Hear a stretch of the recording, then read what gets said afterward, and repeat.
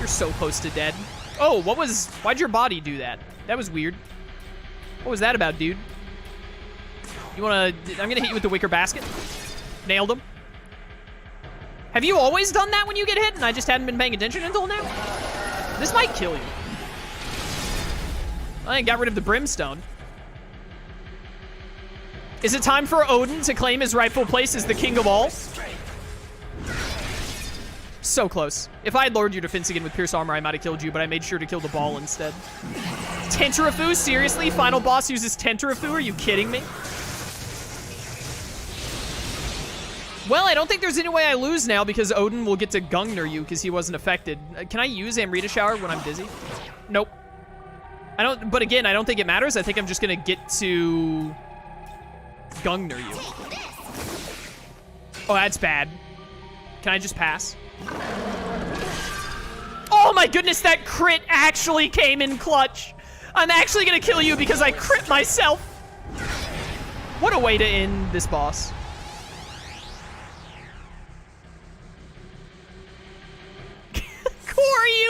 Kohryu saw that attack that cost us 2 turns and he was like, nah fam, not in my house. You thought you were gonna get a turn to use Dairahan or something, and Kohryu was just like, absolutely frigging not. Absolutely 0 chance that you get to live 1 more turn. Oh, that was great. Hey, made it to 90 agility. That was so good. He got power punch.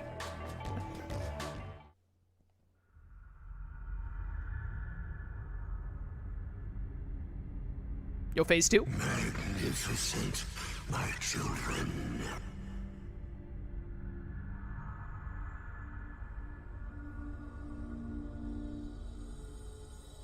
With this, the world will surely be freed. Is the creator gonna show up and fight me or something crazy? Is Tsukuyomi and Yuzuru actually alive and they're gonna attack me now, somehow? It's gonna be super disappointing if that was, like, the end, though.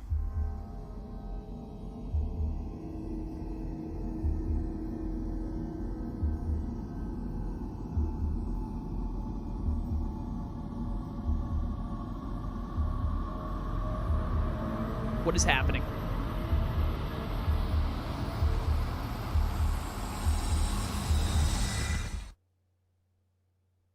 Ah, a loading screen. Classic.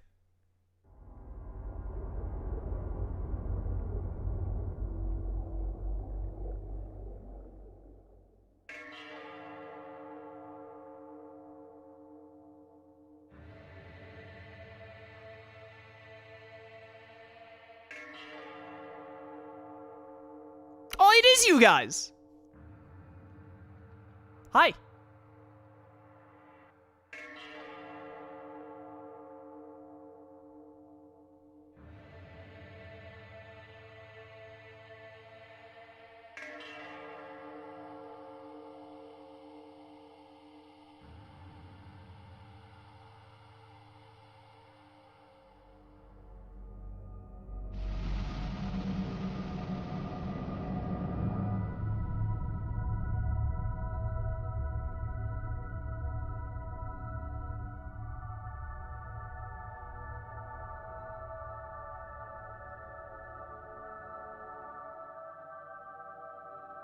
The new ruler has remade this world into one governed by a multitude of vastly different gods. Is that my boy Odin? Oh, Zeus is here too. The people offer their faith equally, choosing a life of diversity and building an ever-changing society in the process.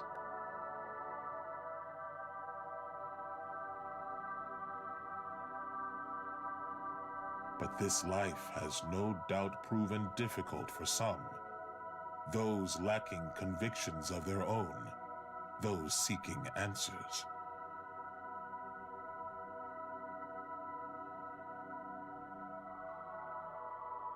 Those who think for themselves and walk their own path have come together to achieve a great many things. But these irreconcilable differences in ideology have naturally given way to immeasurable conflict.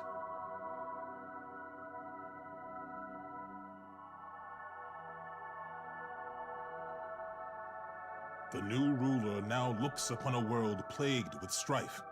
However, his sadness aside, he holds firm to his beliefs.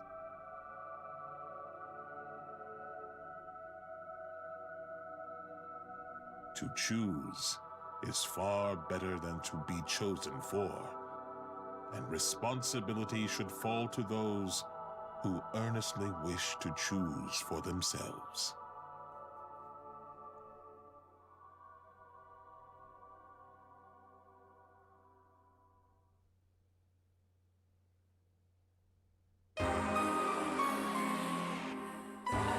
Yo, the ending of this game blows.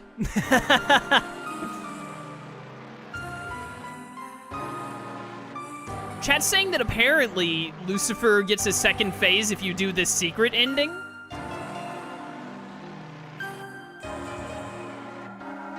Which is lame.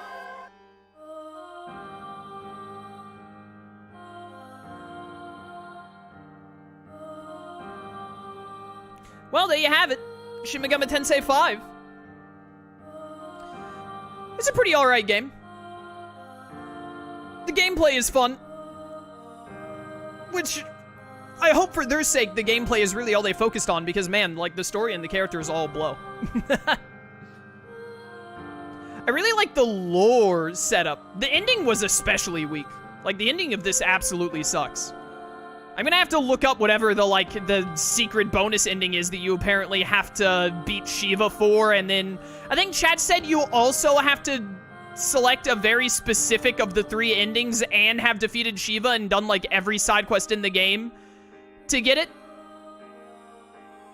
I'm gonna have to look up that ending to see if it's actually any better. I doubt it is. It was really like a lame ending all around. All the Nahobinos just showed up and died, basically. None of the options you were given were very good. Lucifer's bit was super anticlimactic. Overall, you know, gameplay's pretty fun. The start of the game is, like, overly difficult compared to the rest of the game. After we got past Hydra, I very rarely had issues anymore past that point.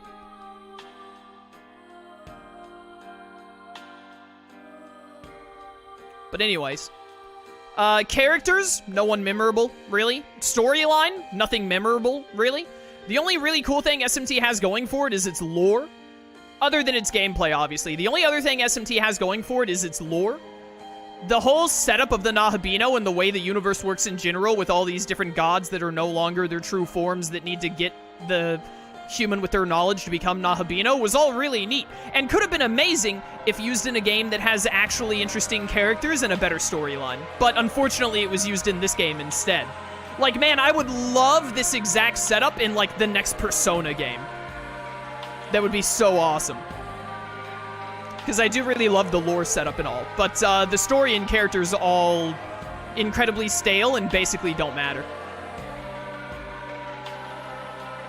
But overall, still, you know, pretty fun. I had a good time, all things considered. Fun game.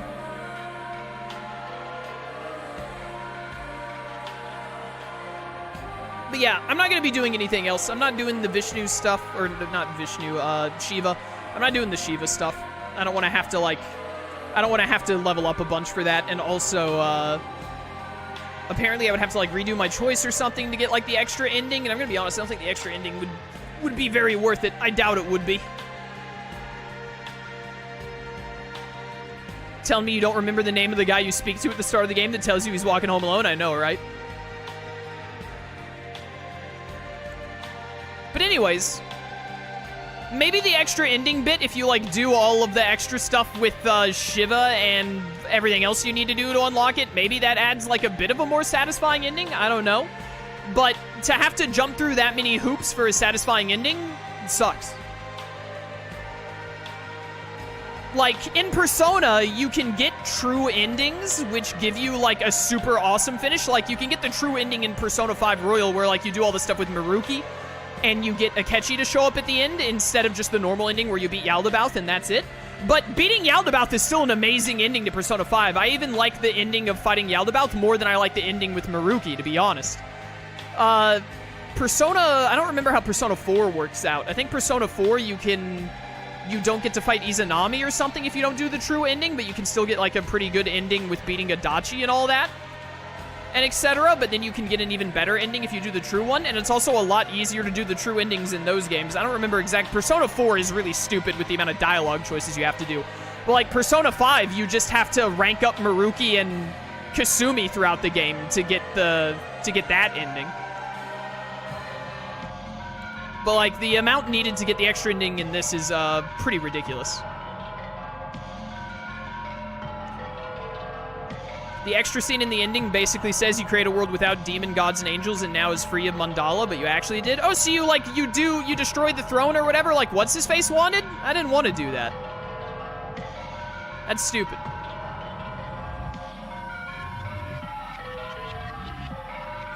Anyways, SMT5, it's an alright game. It's a good game. I would say it's a good game. I wouldn't say it's, like, super fantastic.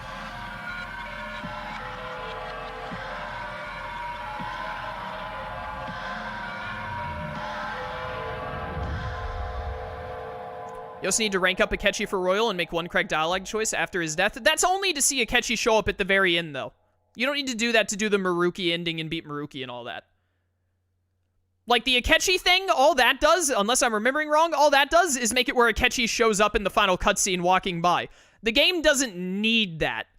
Like, if that's something you want to see, I understand. Hey, you can make Nua, that's really cool. Like... the bit with Akechi at the end, like, that's the kind of thing where I would say, like, hey, that's cool to, like, need to go super out of your way and do very specific stuff to get, because it's a super secret, like, special ending and all that. That ending was very but, like, if you don't do that, you get a good ending at the end of Persona 5. I think the ending of Persona 5 Royal is good, even if you don't see Akechi walk by at the very end. This game, the ending is, like, super anticlimactic and lame, but you have to do a bunch of extra stuff to get one that may be better. I don't even know. So that's kind of stupid. IMO. But also, I mean, this is just how I see all SMT games from the limited knowledge I have and having played this game. The game is designed around, I think, being very lackluster in story and characters, and they just really focus on the gameplay, which, I mean, if that's their prerogative, if that's what they want to do, more power to them. The gameplay was fun. I enjoyed the gameplay and the gameplay loop. But, me personally, as a gamer, I expect, when I play a game, what I want, especially from Atlus, the company that makes Persona, and TMS, Tokyo Mirage Sessions, I expect good characters and good story to go along with my good gameplay, but this game just has good gameplay instead. Oh, you can make Abdiel. That's really cool. You get to... oh, you can get Fallen Abdiel also. That's neat. Preparing to save clear data by loading this. You can do New Game Plus, yada, yada, yada, whatever. A warning when saving. Since clear data is a special type of save data, it cannot be used to load previous game. When saving clear, yada, yada. Put it in the third slot. In case I ever do actually want it for some reason. You will be returned to the title menu. Overall, SMT5 is a, It's a fine game. I don't know. I'd give it like a 7 out of 10? Better than average, but not, like, amazing. I don't know, 7 out of 10. Well, yeah, I'd give it a 7 out of 10, because the story and characters leave everything, like, literally the only thing that puts it above average is that the gameplay is fun, and the lore and the demons are really cool. Like, the designs are cool. And it has really cool attack animations for a lot of stuff. That's what puts it above an average game for me. That's what makes it a good game, is that it has really awesome lore, really fun game mechanics, and, the designs of the demons are awesome. But incredibly lacking in characters, incredibly lacking in story, like, at all on both of those fronts. And also has a lot of frustrating things in it as well. Like, the early game is, like, overly difficult, like, incredibly so compared to the rest of the game, which is pretty annoying. unless you're going in knowing exactly how to play. The game is also very lacking in describing its gameplay mechanics to you in an efficient manner. Like, so, this game would have been so much more annoying if chat hadn't been there to confirm things for me when I was like, wait, is this how this works? The game didn't tell me that this is how it works, but it looks like it works this way. Is this how it works? And then chat being like, yes or no, and this is how you're slightly wrong or whatever. The game was, like, it should have given a lot. There should have been more tutorial pages, even if they were just optional ones. And I don't think there were. Just, like, it should have brought up a tutorial and been like, all right, yeah, here's the description, and you can skip this if you want, if you just want to figure it out yourself, but also you can read it if you'd rather read it and know how the game works, but it didn't do that. Also, some of the areas of the game were, like, really ugly and, well, maybe not really ugly is what I shouldn't say. The second area is, like, red filter or whatever was annoying. But, like, some of the areas in the game were really annoying to navigate. Like, very unfun. Also, as I got through the area more, like, there was so little variety in the game as well. Like, all 4 of the main areas, other than having a different filter put over them, all looked incredibly similar. The only place that really stood out that wasn't one of the dungeons, like Ariok's temple and, or his castle or whatever, and then the Temple of Eternity, the only places that stood out were, like, the Fairy Village. I can't remember any other area in the game that looks significantly different other than the Fairy Village. So, like, you know. Overall, the areas were usually, like, good to bland to bad. None of the areas really stuck out to me as, like, oh, this place is, I love this. This is amazing. This looks so cool. And stuff like that. So, really, to me, SMT5 has an amazing lore setup, and the way they do the demons is really cool. And then the gameplay is fun, and then everything else about the game is, like, lackluster to passable. Yeah, I think that's how I see it, really. Also, the music in the game was good. Which, again, I'm letting my bias of having played Persona 3 through 5 show through a bit. I expect better music, basically. Like, the only music that's really memorable to me is, like, 2 of the boss themes.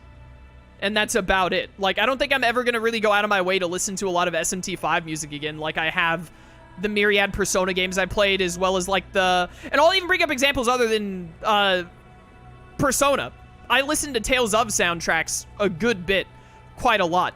And, like, Tales of Arise, I've listened to so many of its tracks over and over again. The final boss theme, the main battle music, the variation of the main battle music that happens later in the game, some of the boss music, etc., etc. SMT5 only had, like, 1 or 2 songs that really stood out to me as, like, oh, dude, this is bumping. You know what I mean? I feel like it was lacking a little bit in that to what I was expecting going into the Father franchise of Persona, personally. But anyways, yeah. Overall, I'm glad I played the game. I'm glad I gave it a chance instead of just ignoring it. Definitely, after playing it, I have no desire to play older SMT games. So, don't expect that to ever happen. As usual, I won't say it's impossible, but playing SMT5 did not make me go like, oh, dude, you know what? Now I really want to play 4. So, yeah. Maybe if there's a future like SMT6, I might give it a try, depending on what it looks like. But this is probably going to be it for strict SMT happening on the channel, I would say. How much to play SMT3? All right, there's always the possibility that I could be bribed, but that's for another day. As we all know, I played Brilliant Diamond even though I thought that game sucked because people paid me to. So there's always that possibility if people are that desperate. But yeah, I think that's it. I don't have anything else to say. For those of you that were watching on YouTube, I hope you enjoyed the playthrough. Appreciate it greatly. If you would like to catch future playthroughs live, link to my Twitch channel description. I'd love to see you there, or keep watching on YouTube. I appreciate support either way, and I hope to see you in the future for other playthroughs, whether they're JRPGs, turn-based action, or whatever it may be, Atlus game or otherwise. But yeah, thanks for watching. Really appreciate it. And hopefully I'll see you in the future. Until then, farewell.